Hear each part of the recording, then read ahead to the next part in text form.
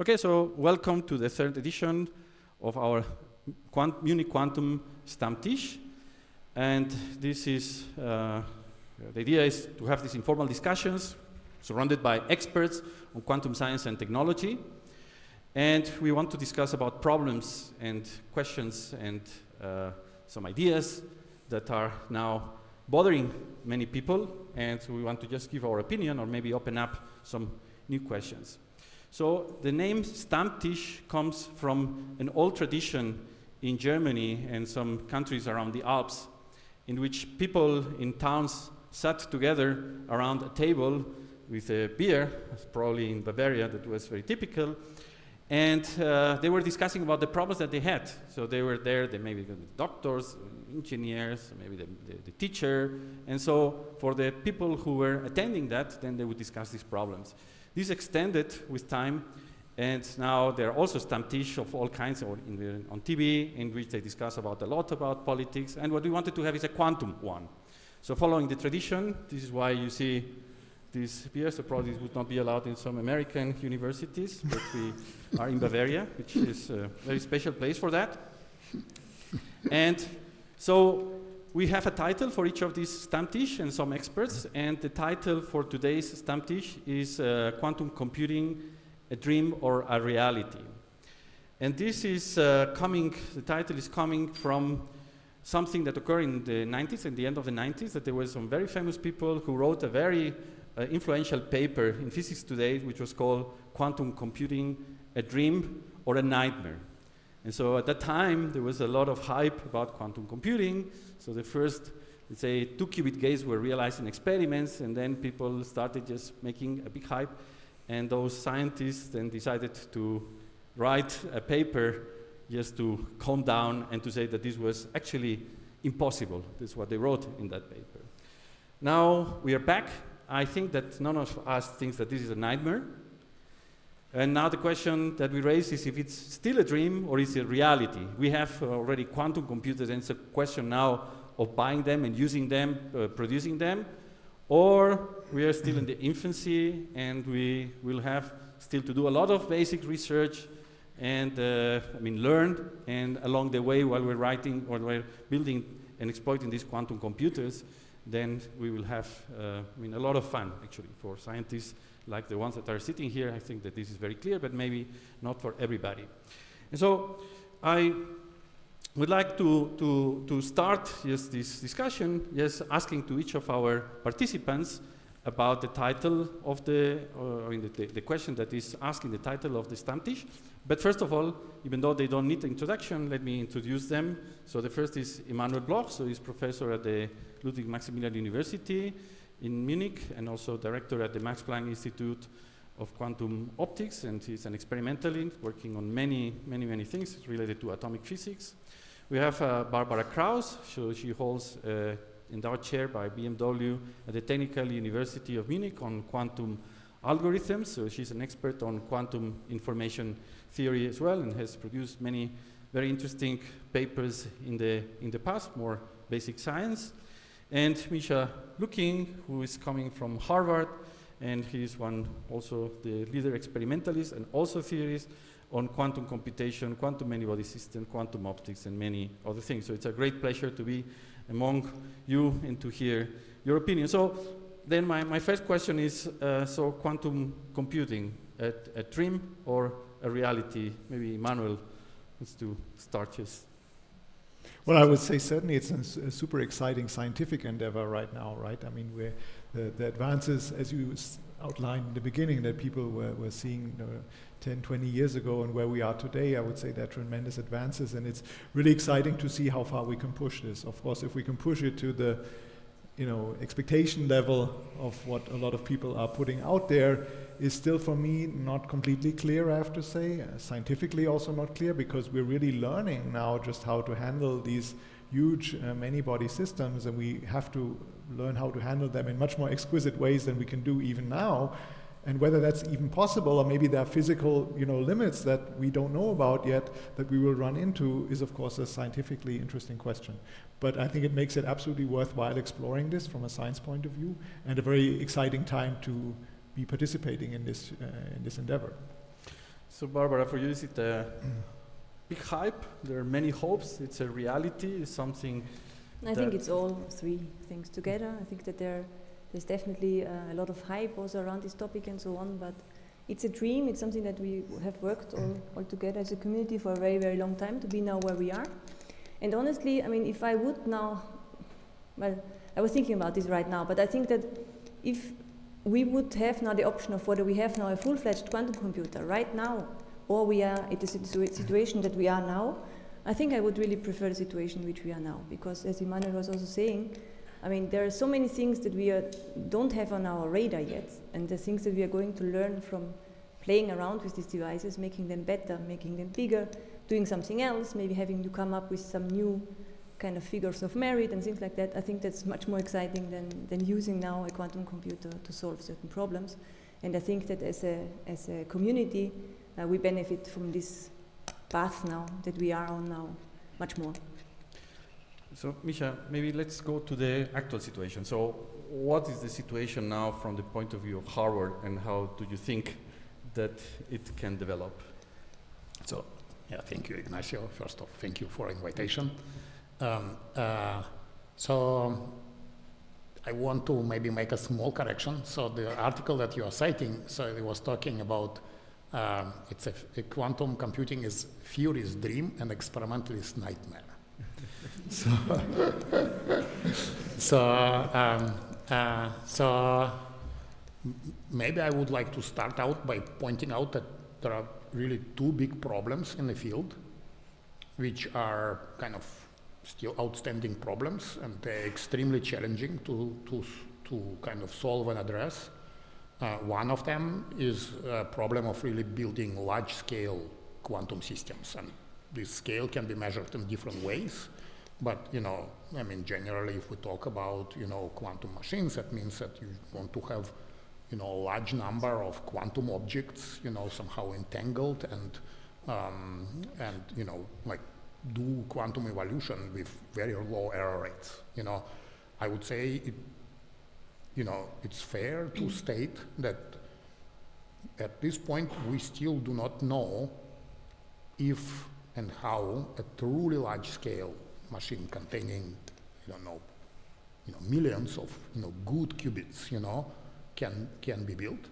And maybe even more shockingly, turning to the, you know, two of you, so, I mean, even if, you know, I were to, like, you know, build this machine and even brought this to you, you know, okay, maybe you guys are a special audience, maybe you're an exception, but in general, people really don't know how, you know, it can be used to really gain meaningful advantage. But at the same time, I should agree with others, and, you know, I think this is now a very special time in the field, because the progress is being made, you know, in the directions which, like, just a few years ago, you know, was really, you know, like a science fiction, you know. And for example, in terms of building quantum machines, I would say one of these directions is really kind of the use of quantum error correction and the use of logical qubits, where you have a chance to actually suppress the error rates to the, like, you know, to the degree that these things could in fact someday be useful. And, you know, that, and, you know, in parallel, kind of learning to control systems of, you know, hundreds and maybe thousands of, you know, interacting qubits, you know, which you can entangle with high fidelities.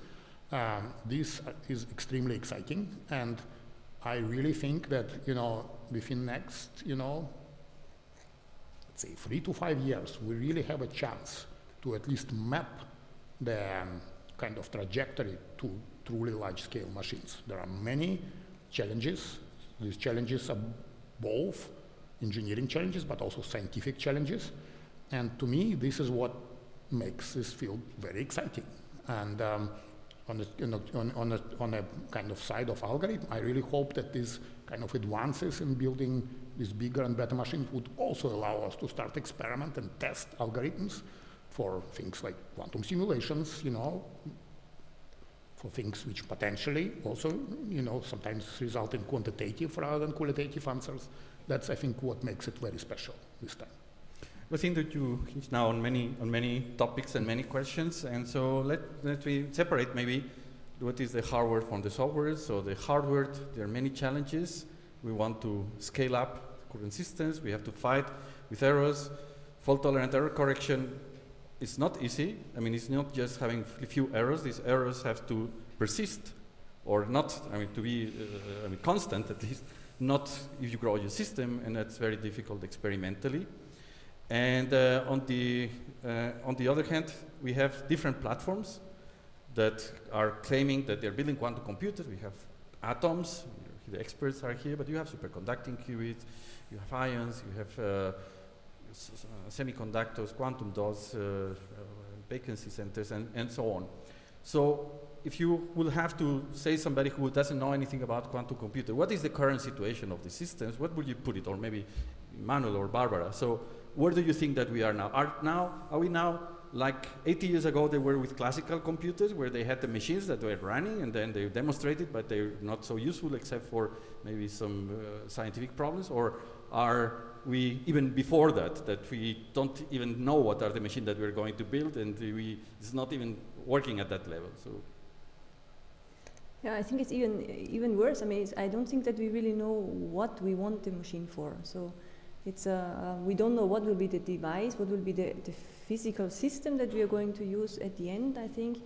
And I think at the moment it's really this very interesting time where you have already the devices where you can do certain things, but I think that you can learn much more from them than using them right now. And learning also, it means that, of course, the community is very open to also have new ideas, and there can be new proposals, and maybe tomorrow there's a new proposal of how to do quantum computing with completely different physical systems, and we don't know. At least I certainly don't know, and I think that this is also what makes it so interesting and challenging. So maybe going to the applications, so you look at the computers that they had 80 years ago, the applications that they knew at that time were to break codes, because they were done during the Second World War, and for scientific research. So actually these are the main applications that we have with quantum computers, and I guess that we learn from that going forward we'll give some other applications. But still, I mean, if you compare to the situation that they had, we see this Enya Colossum, all these computers that they had, I mean, we see also some quantum computers now that they're built. I mean, they look very nice, but are really at that level, or are much earlier than that, Immanuel? Well, it's hard to say, right? Each platform also is very different, has their specific challenges to address, and in that sense, it's not so clear. I mean, we had the vacuum tubes technology right in the beginning, and then the transistor came, and that, of course, was a game changer in how you could scale things. And of course, the scaling argument, which I think is always a bit problematic when people say, okay, I know how to do a few qubits or a few, then it's like classical semiconductor electronics. Now I know how to do billions or billions or even more. And I hear that argument very often, but knowing, of course, being a physicist, you know that that's a bit mute, that argument, because scaling in quantum is, as you mentioned, is not so easy, and maintaining these error levels is really, really hard. And being able to control an exponentially large Hilbert space is something, you know, if you think about it, the challenge in the end, you want to have maybe a Hilbert space of 2 to the 500, and you want to be able to steer perfectly in this Hilbert space, that huge dimension, and maybe you need to do it for calculations over weeks of operation time. Okay, that sounds really, as a physicist to me right now, very, very challenging. Flying to Mars sounds like a piece of cake compared to that, okay? So just to put my feeling in perspective, what this challenge is out there. And so it's hard, where are we now, in this, reaching that final goal, and where we are right now, I think it's really hard to say. Certainly we're in the beginning phase, I would say. I mean, we're not at the very beginning phase. We have some technologies which are promising, some platforms which are very promising, and again, each one is their different challenges. Maybe we'll see in a year or two somebody comes with a radically new idea like the transistor, and it will, break all our paradigms, and we'll see, okay, that's the platform we all want to go for. So that's, I think, the hard thing to say at this moment. But do we need, Misha, the transistor, or with the systems that we have, there is a roadmap that in, let's say, 5-10 years may work, and we can have a quantum computer already with what we know, without having to put our luck into something that is unknown? So, okay, I mean, I will answer it in two parts, So first off, I do feel that like there should be room, and we should actually encourage people to pursue new approaches. So in some way, I think maybe it's too early to settle, and the recent kind of developments over the last few years, serve as an example for that, I would say, already. That being said, that let's say with the atomic qubits, neutral atom approach that we are exploring, I would say that there is a, reasonably clear roadmap now to kind of implement, systems and devices which contain maybe, hundreds of good qubits for error rates which can be suppressed by various mechanisms to the point that you can actually make kind of by many accounts deep circuits. Scaling it up to thousands, for example, of thousands of logical qubits, at this point, indeed, it kind of seems challenging from many perspectives, including suppressing errors further, controlling these kind of systems, doing these calculations for multiple days, as Immanuel says. That being said, I'm actually quite confident that the next few years, we now having realized that these are really the main roadblocks, I think there are a lot of techniques developed in our community over the last 4 decades which can really be deployed. So I do think also that connecting to what Barbara said is kind of like early on, in the kind of development of classical computers, the kind of the big kind of idea and big kind of concept that people used is to really co-design, the computers with the tasks which they have to perform. So I'm absolutely convinced that in the next few years, this idea of co-design, where you basically, devise an algorithm with, kind of specific, maybe error mitigating and error correcting code in mind, with the compiler, and with the hardware efficient implementation together, would really be a way forward. So I think, I'm actually convinced that in the next few years, we will really learn a lot how to map the path towards the large-scale systems. But I would also caution, even if we learn this path, it's almost certain that with new discoveries and new scientific advances, this path can be changed and possibly accelerated. And we have seen over the last few years that this actually is the case. So Barbara, how can theorists help in this development that Misha is talking about, and going from, let's say, 100 qubits with errors, having less errors, and building logical qubits? Yeah, well, I think that, in our community, it's very nice that theory and experiment work so close together. And of course, like both of you were saying, the errors, for instance, is a big issue, and now one has to come up, of course, with methods, how to test, how to verify the quantum devices, and then also help in how to improve it, or like what Misha was just saying with these co-designs and so on. So theorists somehow need to understand what are the advantages of a certain experimental setup and try to use it in a certain way, like you were saying, Misha, either to suppress the errors or to really design it such that you can implement the gates that are easy to implement in that setup often, and the ones that are not so easy maybe differently. And then you have to learn how you can implement these kind of things. I think it's super interesting from both sides, and both can learn a lot. And of course, what theorists should contribute also are quantum algorithms. Yeah. Okay, so maybe coming back to what Misha was saying, that maybe in the next 5-10 years we can have something like 1,000 logical qubits. This seems for some of us, like me, a very short time as compared to what we had in mind some years ago. For some other communities, maybe too long. They don't want to wait now 5 to 10 years to have these 1,000 qubits. And so let's talk a little bit what to do in the meantime. And if you ask now people working on quantum computers, they are trying to use these noisy devices, the small devices, for different purposes, for optimizations, problems, and things related to machine learning, artificial intelligence. But one of the applications that is standing out is quantum simulation. So everybody's saying that quantum simulation is probably the first application, and there's a scientific application of quantum computers, and we have here an expert, so I would like to hear the opinion. So what is the situation, what is the prospects, and also maybe what would you do? You have a quantum simulator. Yeah, I mean, I'm absolutely convinced that quantum simulation is the big application for near future, very clearly. I mean, already right now, I think we're seeing the biggest applications across all platforms being actually people doing quantum simulations. If you look at IBM, Google, all platforms, atomic systems, Cirac, I mean, everybody is doing basically quantum simulations as an application and trying to, whenever they come up with a quantum advantage application, it's usually in quantum simulation, right, of some condensed matter system or something.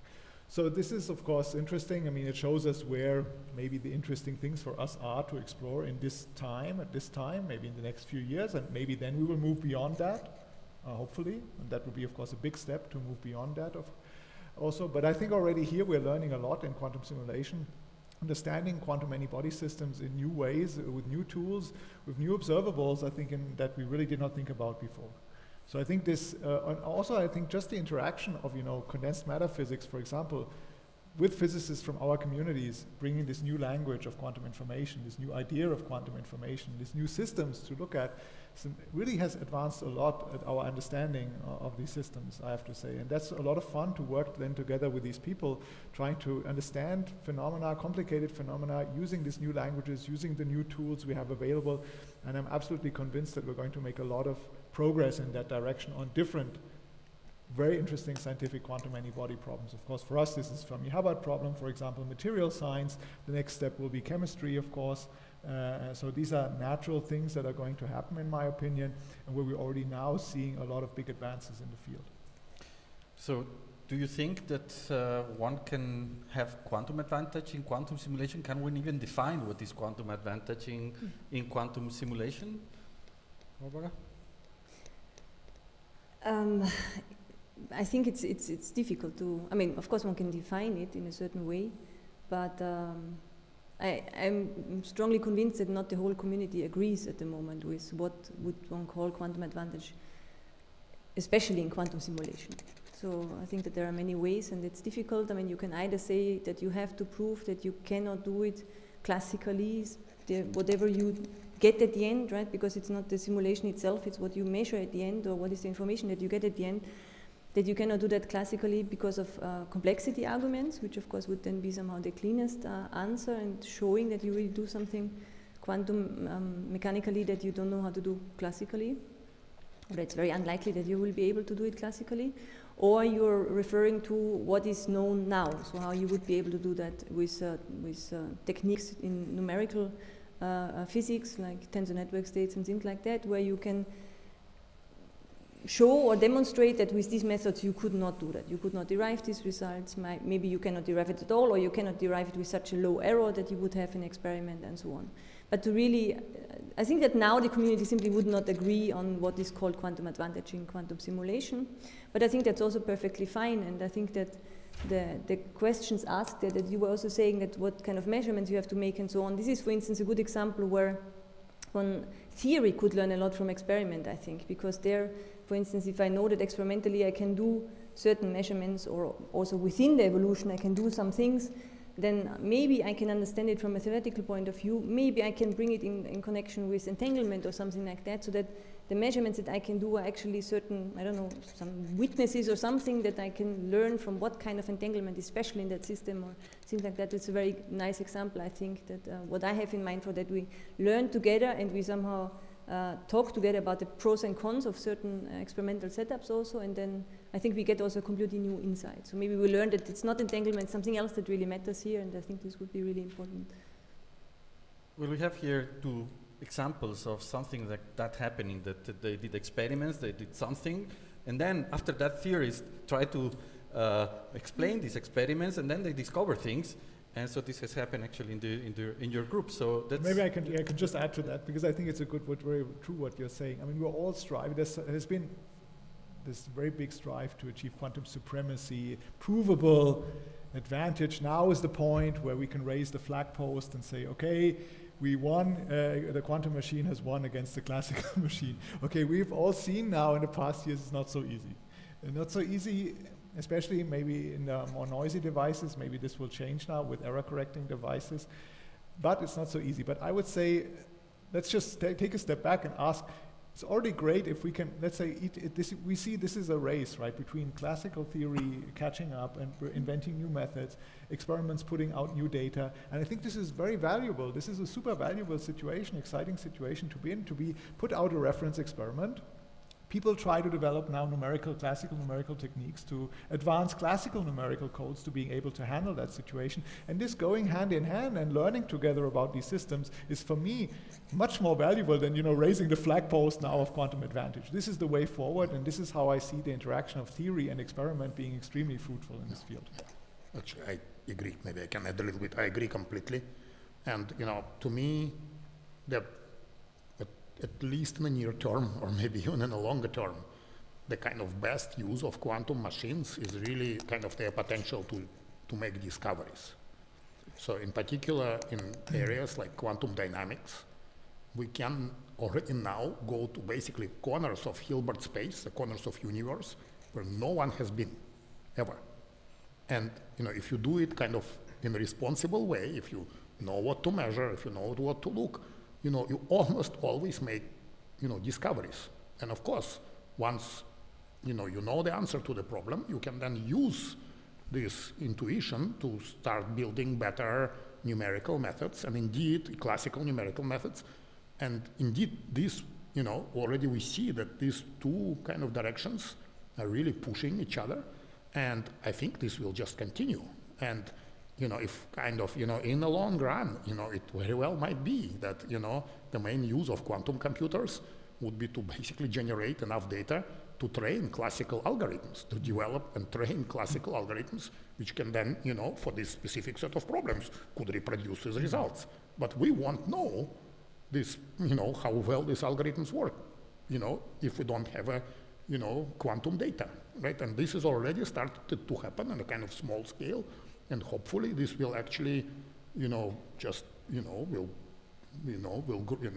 grow, and the number of these cases will expand, and there will be very different modalities. For example, right now, analog evolution is actually much better than digital evolution.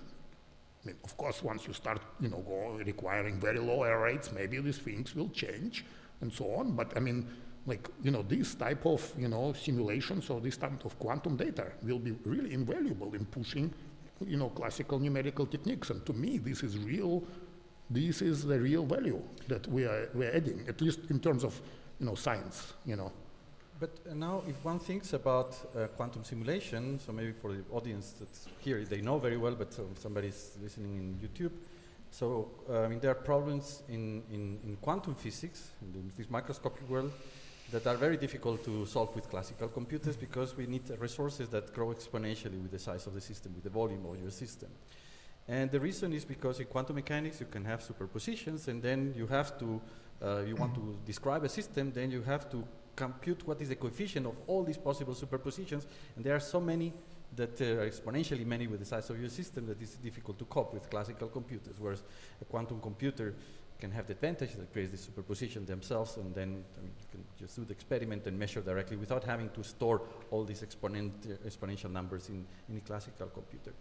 But there are some other situations that are similar in classical physics. So you have a probability distribution that has many variables. The probability distribution of many variables is a function that will also, you want to have all the coefficients in some basis or something, have an exponential number of coefficients. So this means that maybe because of the same reason, then quantum simulators, quantum computers can be used for sampling for distributions, creating distributions, and this is the hope that people have in machine learning. So what is your feeling? So, Barbara. Yes, I think that this would definitely be an application, right? So that, like also a little bit like what Misha was saying, that you would use the quantum data to train classical devices, for instance. So to combine it with machine learning, classical quantum machine learning, but you have this interface, and of course that you use the quantum computer now for something that you that we would not have called a few years ago an application, right? Because we wouldn't have thought about creating probability distributions, because somehow this sounded probably a bit too easy, because this is exactly what the quantum computer does.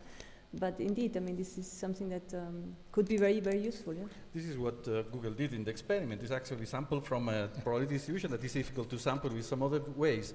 There has been some interest in that, but there's nothing that came out yet, or there's not, or is it something that one can say some?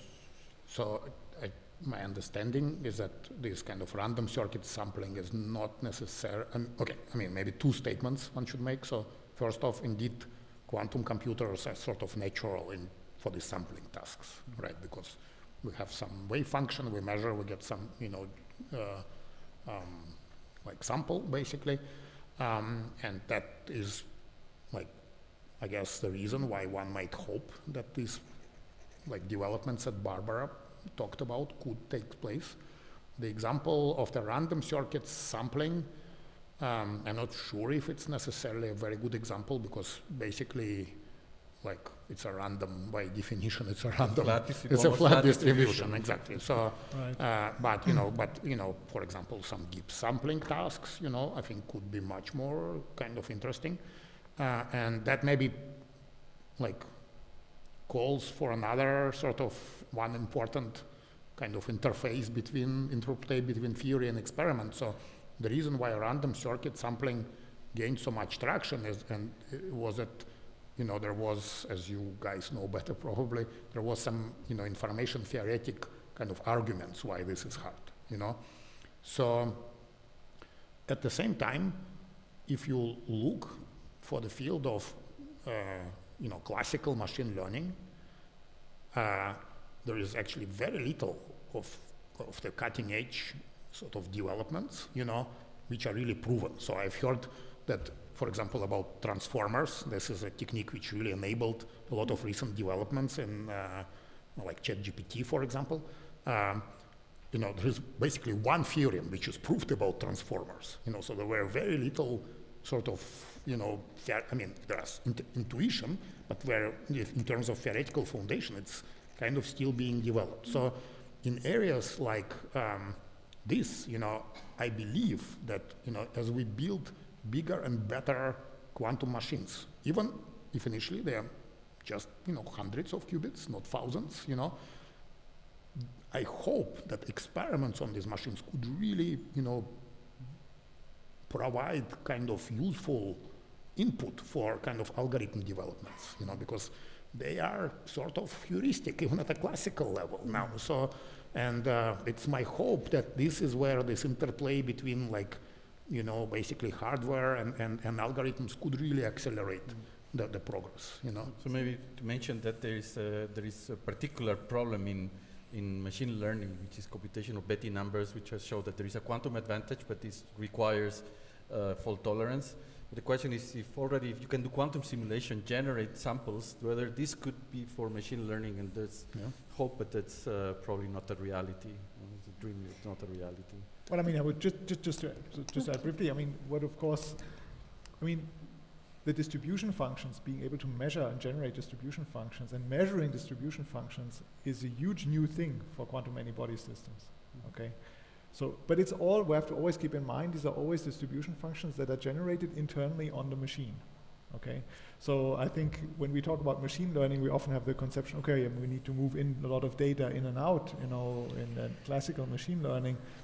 And that is probably something where quantum machines are not going to be very good, because they're simply very slow compared to classical computers in moving in and out large amounts of data. So the question will be, I think, can we generate interesting distributions internally in those machines that have some relevance for classical machine learning? For sure they have relevance in the many body systems we're looking at, and we're really starting to learn how to make use of this distribution functions, probability distributions, to learn more, to measure multi-point correlation functions out of these, which were previously really inaccessible. And that's, I think, of course, something where we're making maybe baby step use in what you've maybe in mind, but where this is already coming to fruition.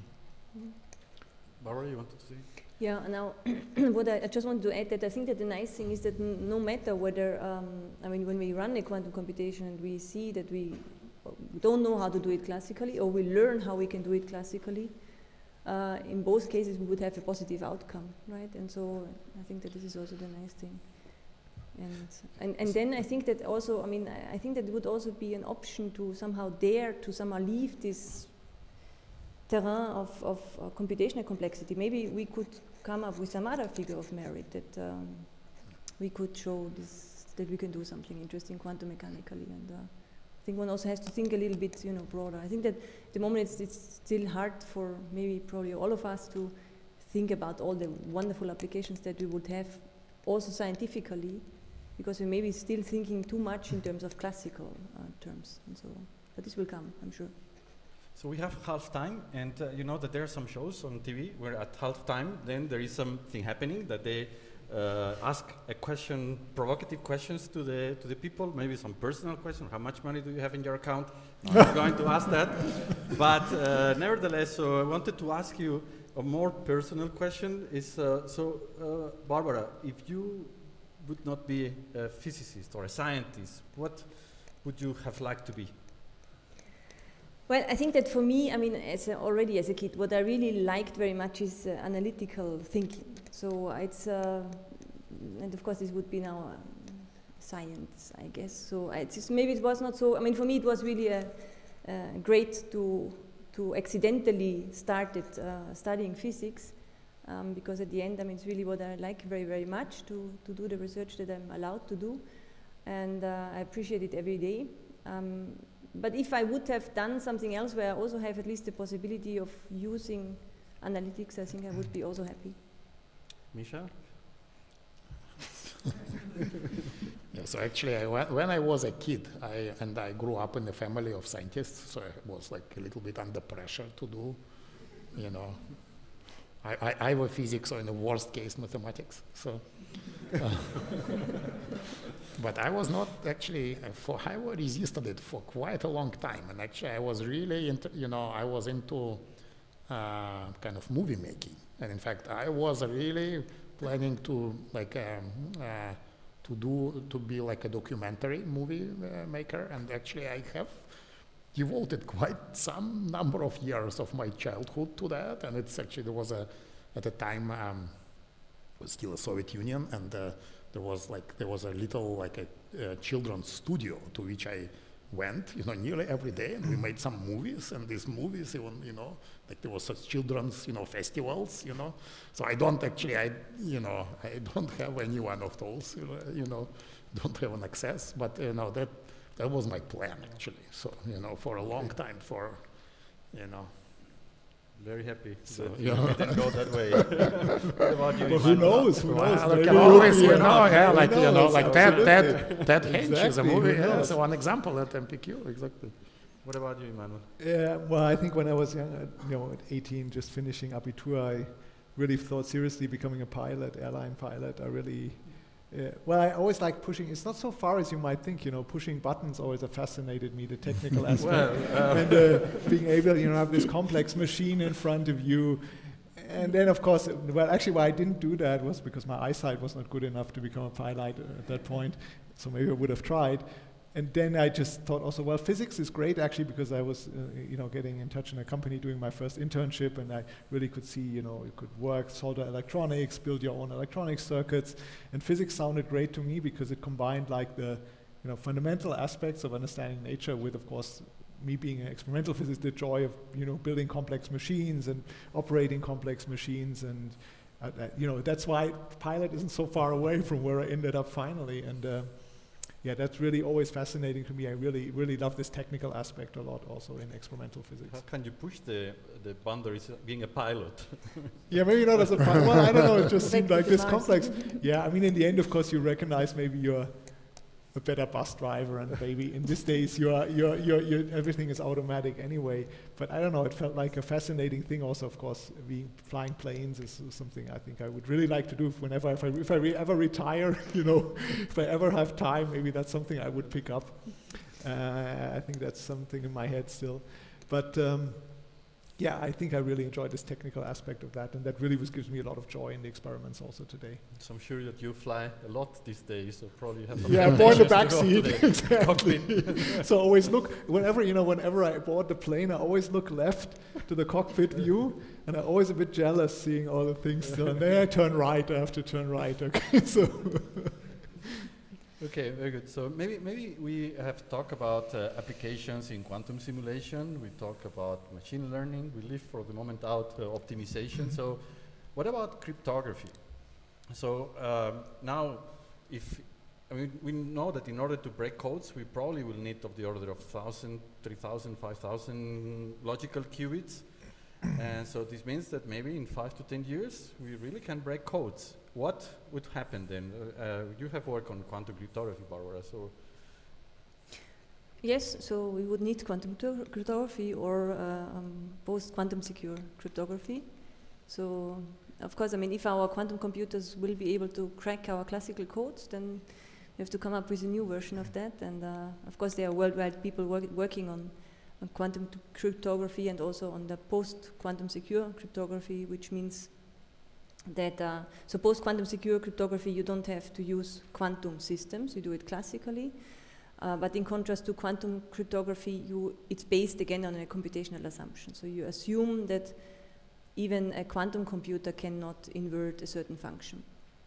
And this is how you make it secure. So instead of like what we do classically, we know that we think that classically we cannot break the code because it would be difficult to do.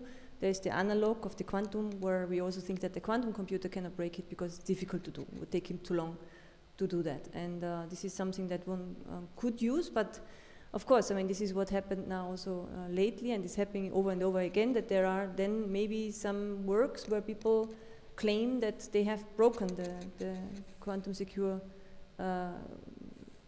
post-quantum secure functions, and so this is the drawback. So you have to rely on an assumption, whereas in quantum cryptography you don't have to rely on that assumption. But one of the two, of course, we will have to, or something else, but one has to use something else, of course. So Misha, should we tell now the investors that they should not bet on quantum computers but start investing in quantum cryptography?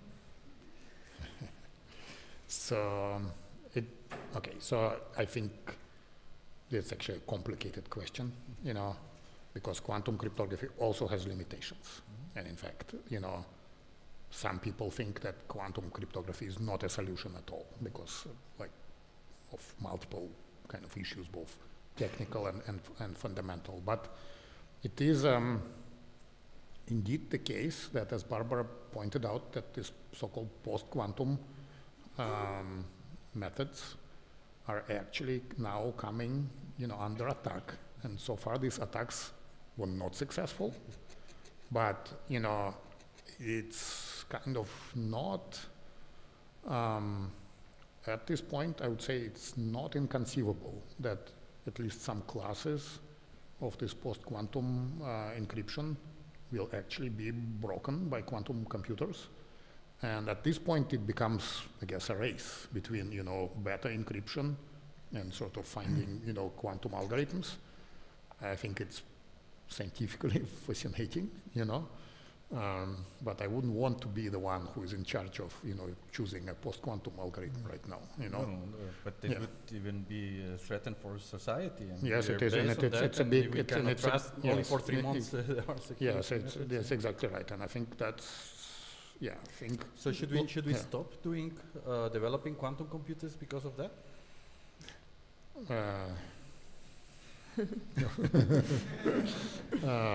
You see, if this is as a result, well, we're just going to threaten our security. Look, it's like first off, I don't think we are close to this point. At this moment. At the same time, you cannot stop human progress. And with quantum computers, there will be some impacts which hopefully will, accelerate, improve the quality of life. There will be some other impacts which will make some of the things which we are using now obsolete, right? And I think it will be very interesting kind of interplay between this, improving, classical methods to kind of encrypt the information, perhaps in some cases using quantum cryptography, and development of quantum computers, right? And that's, I would say, the latter is kind of inevitable, so, for a long time I kind of, I was thinking that, perhaps quantum computers will never be developed at scale. So I think it's now not a question of if, but when, And of course, it could very well be that at the end quantum computers will be developed in such a way that they will not be useful for factoring, but maybe only for like simulations, for kind of solving quantum problems, But I would say at this point it's very clear that in some form they will be developed, and I think we as society, we should, like take this into account. We cannot ignore it. So maybe going towards again the fact that now things are changing. So in science, scientists used to go to conferences like this one here, discuss about science. But now we read in the newspaper, we're contacted by investors, we have the media, we have the politicians talking to us. This has changed a lot our life. So do you think in a positive way or in a negative way, Immanuel? Well, I'll be honest, just a few years ago it put me a little bit into a crisis, where's our role as scientists, or where's my role as a group leader, and where do I see my role in the future also of this. Of course, when I started in this field, it was very, very different. I mean, when we all started in the field, it was extremely different. It was a purely scientifically driven field, only scientists. And for sure, what I have to say, the character of the field has changed, absolutely, because of the money coming in, companies making money out of this. This has absolutely changed the character of the field. I mean, I certainly, for me, I just want to be able to speak openly about anything we do research on. That's for me very important, the most important thing. But I think I found now more calmer again, because I think I found my place again, and seeing what is important for a research institute like Max Planck Institute, for quantum optics, or a university group. Where's our role? What is our role? I mean, our role is not to scale machines to big sizes, to do that, but our role is to really explore the frontiers, explore new things that you can do, bring new ideas to the table, test out new things, maybe that companies wouldn't even dare to test because they're so locked into certain kind of development cycle. And that's where our role is, and really try out new things and push boundaries, maybe in directions that companies are right now not so interested in, maybe right now. And I think and of course the education part is of course a hugely important thing, which is now of course interesting for industry as well, that we're educating the workforce, not only for science as before, but also for a burgeoning quantum industry, and that's where our role is. And I think now I'm much calmer, and I found my role, but I have to admit, for a few years I was a bit in a turmoil and trying to understand where do we fit in this new world. So Barbara, what would you tell a young, let's say, student in high school who's now thinking about studying, and maybe she wanted to be a scientist, and now she sees that there is so much going on in quantum science, and companies, investors, and goes away and starts doing something completely different. Is there any advice? I'm saying not for the ones who want to be entrepreneurs, that maybe it's a good time for them, but for the ones who wanted to be a scientist, and before they could choose quantum physics as a career, but maybe they are now a little bit afraid that. No, but I think that I completely agree with Immanuel that, a few years ago, I think everybody felt like that. So I think maybe for theorists it was a bit easier, at least for theorists working on really abstract things, and it was a little bit less somehow exposed to this whole thing, I think. But everybody felt this, I think, that you somehow thought, okay, wow, what's going on now? We had such a wonderful life, just scientists doing, and also doing basic research, for instance, and then all of a sudden the whole world opens to that, and everybody's interested in, and everybody wants to work on that, and somehow comes up with ideas that you might at some point maybe not find so relevant, or also were a little bit out of what the way of you were thinking. So I think that everybody had that in one way or another.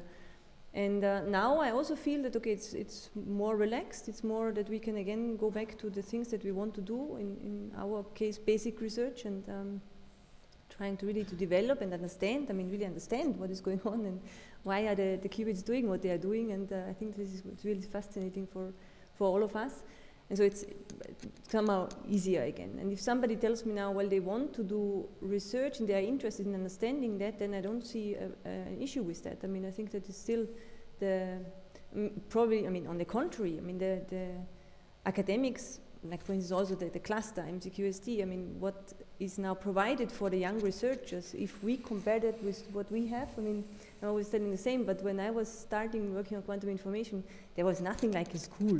So a school on quantum information, something like that, did not exist at all, and it was a very small community, and now you have many possibilities, and clusters like the MCQST provide so many things for young researchers and helps them, and shows them also what are the possibilities afterwards and so on. And I think that they can still, if they want to do science and they want to continue in academia, they can do that.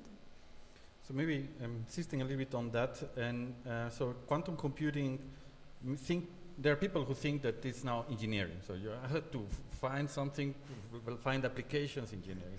There are some other people, like I include myself, in which I think that it's a lot of fundamental research, because you have to find new algorithms, you have to find new ways, and so on.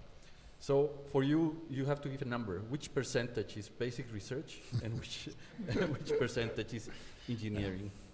Okay, so maybe I will start answering by just kind of referring to the question that Immanuel and Barbara talked about. So I personally think that by and large, this interest from industry, and kind of involvement and investment from industry in our field is actually very good. So the reason is that, if you really want to eventually kind of engineer kind of anything approaching the scale of classical kind of devices, it's just not possible to do it at a university group.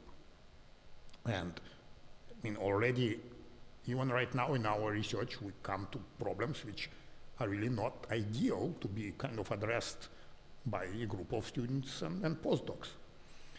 At the same time, I feel very strongly that we are not done with basic research. And in fact, again, looking at the last few years, we saw certainly a number of examples where people said, okay, so now this is engineering, this is, we are done with research, and this approach is really, backfire. So the real challenge, what I see is that if you ask, if you go to like professional like engineer, systems engineer who builds systems, and if you basically ask him or her to actually try to build, a system while you are still doing basic research, they will not be very excited about this, In fact, these two things are kind of, in some way in contradiction.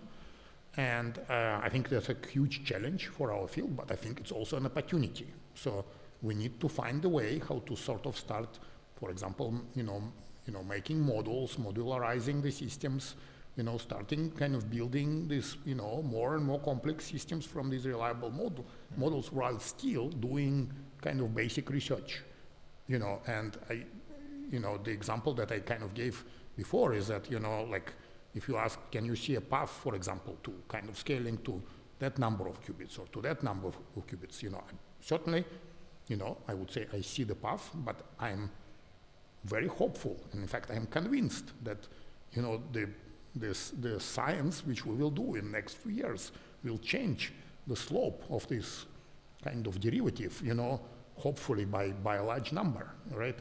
And I think, basically my answer is that both are very important.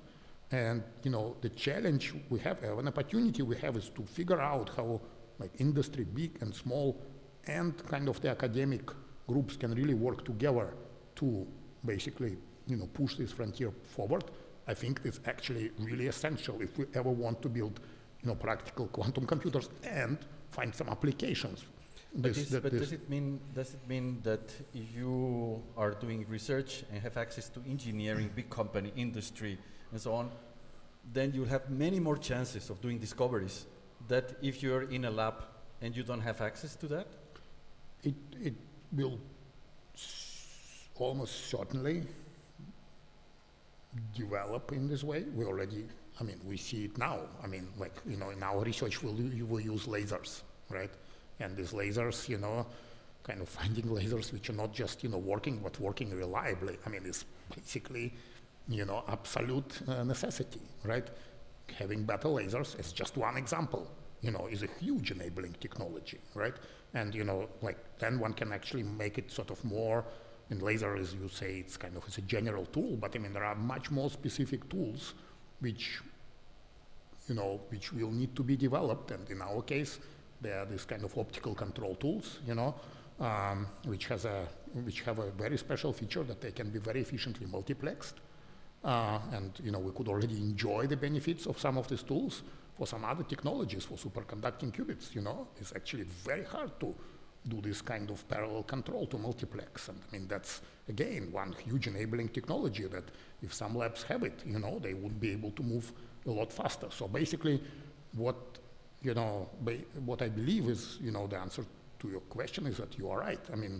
By bringing these two things together, hopefully we can actually also accelerate the research, dramatically, by sort of utilizing the kind of things which industry is in a unique position to contribute. But of course, they also should sort of look at what, we are doing in our labs and kind of use it as a kind of pathfinding sort of way to, to work on relevant problems.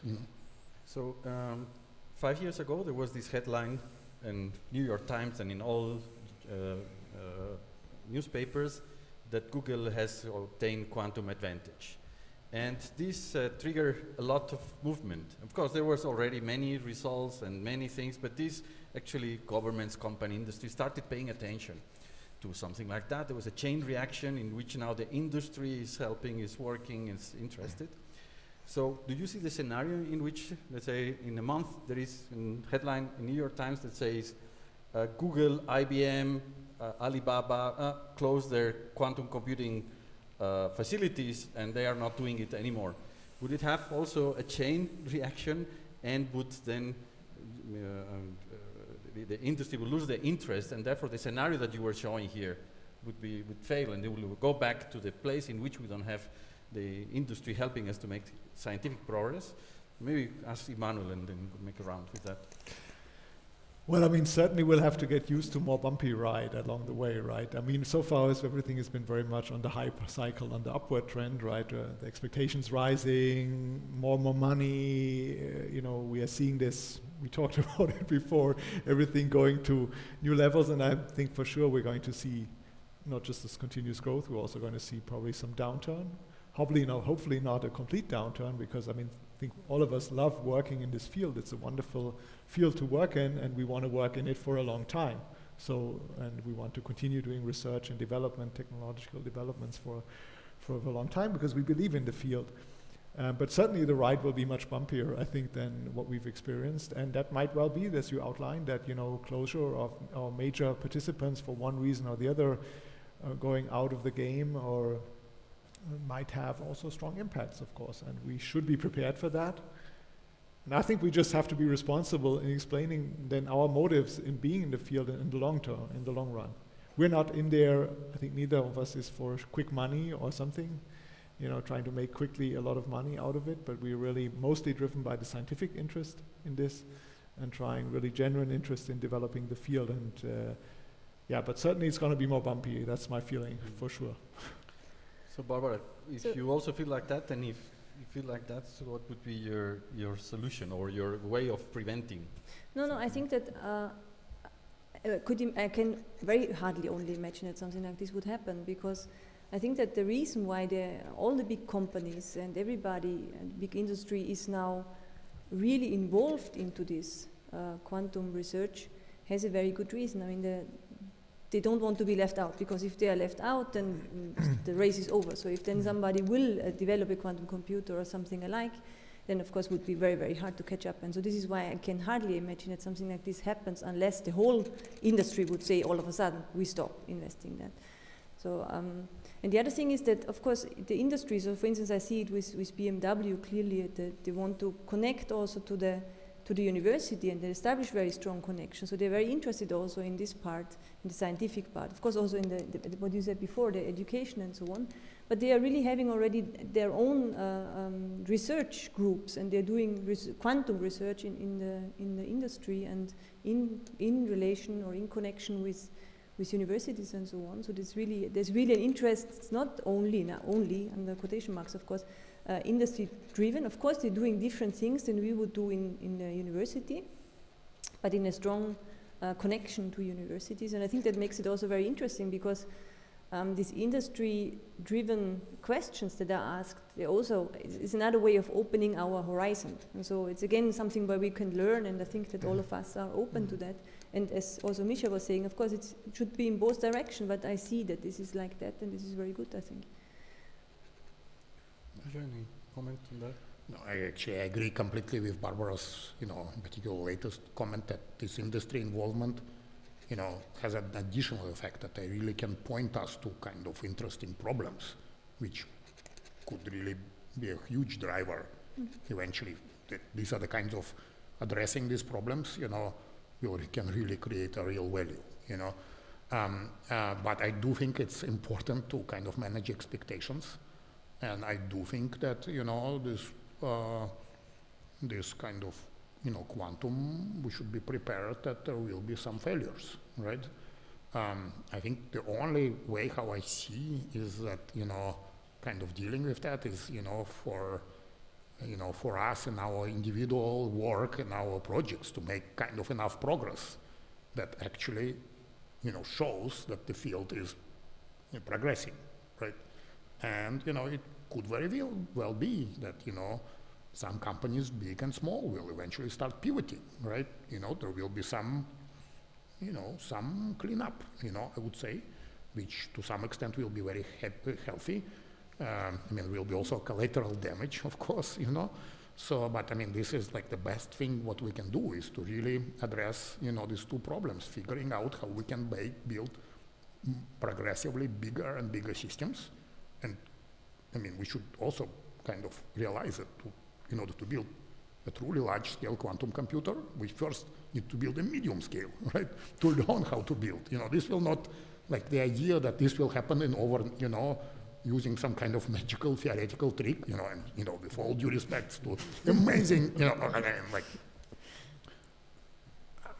I'm saying that while recognizing fully that, for example, the advent of things like quantum error correction is perhaps the most amazing, scientific development in this entire field. But this will not, fault-tolerant quantum computers is not like a switch, This era of fault tolerance will start gradually coming in, and sometime in the beginning you'll start using various type of, tricks, and, sometimes you'll have to sacrifice sometimes you'll have to repeat the experiment a little bit more often.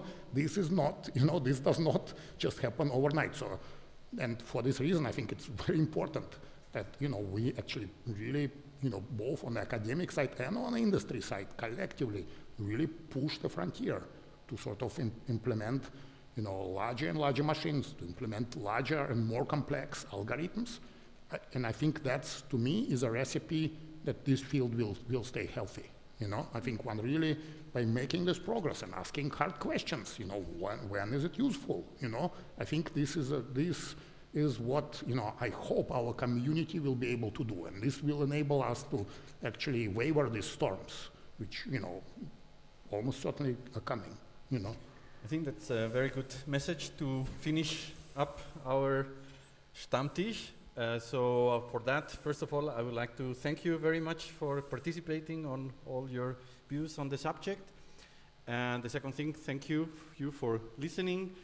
And the third, to our YouTubers, or the people who are watching us in YouTube, is to let you know that we start again with our Stammtisch. So if you like today's table, we left out many subjects, so I had a list of subjects here, It will be addressed in the future, and we will talk about communication, quantum information theory, maybe applications, geopolitical situation in quantum science.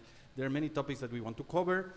We will plan to do that every second month, every third month. So if you're interested,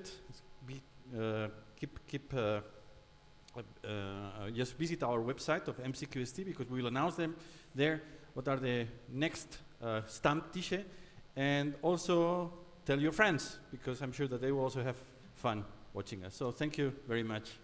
Thank you.